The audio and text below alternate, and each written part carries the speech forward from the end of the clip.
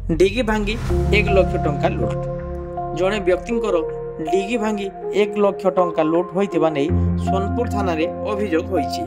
सोनपुर थाना कीर्तिपुर ग्रामर कृष्ण मुरारी पंडा Sonpur union bank रो 1 लाख टंका काढ़ी निज बाइक डिगी रे रखिथिले।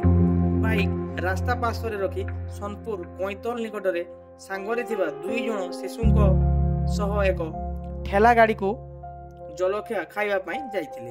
फेरिया परे डिगी ताड़ी होई टंका पासबुक एवं अन्य कागजपत्र लुट होइतिबा जानिबाकू पाइथिले। श्री पंडा धान बिक्री टंका बैंक रु काढ़ीतिबा सूचना देइचंती। ए नै कृष्ण मुरारी सोनपुर थाना रे अभियोग कला परे पुलिस एक मामला रुजु करी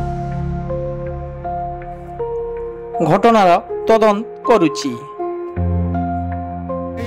मुई यूनियन बैंक आई चेक टे देली आर लक्षे टଙ୍କା थानर पैसा पड़ा आज उठेक जाऊँ बोले गुड़घाट पड़ा छक नहीं गला से मंदिर तर जेन गोटे स्टल अच्छे से स्टल ठाने छुआ मैंने पानी पीमु बोले आ पानी पीला मुई पाखे रखी गाड़ीटा पच कर पानी क्या छुआ मन को देला बेल कि इड़ा डिगी मोर भांगी देकरी पैसा लक्षे टଙ୍କା धरिक मोर एटीएम कार्ड थिला चेक बही थिला और पासबुक से वो पान कार्ड टे भी थिला